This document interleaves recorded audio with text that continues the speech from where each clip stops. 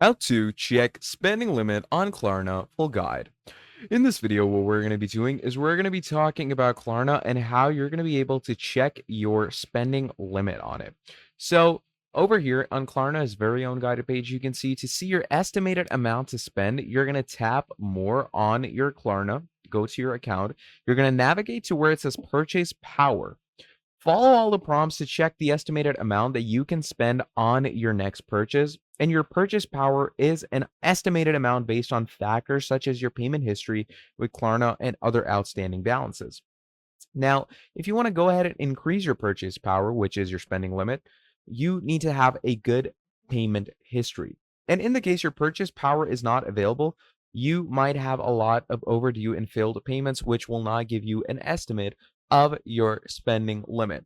Now, that is one way to check it, but in the case in your area or region, let's say it's not available.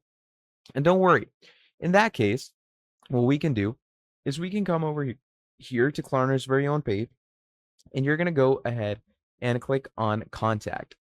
Once you click on contact, it's going to bring you here where it says, do you need help? Contact us here. You're going to click on that. Go over to Klarna's very own support page. And in Klarna's support page, what you're simply going to want to do is you're going to go ahead and chat with their support team and tell them that you want to check your spending limit and they should give it to you in the matter of minutes. So that is pretty much about it for this video. Thank you for watching this video till the end, and I'm going to be seeing all of you people in the very next video. Have a great day. I'll see you next time. Goodbye.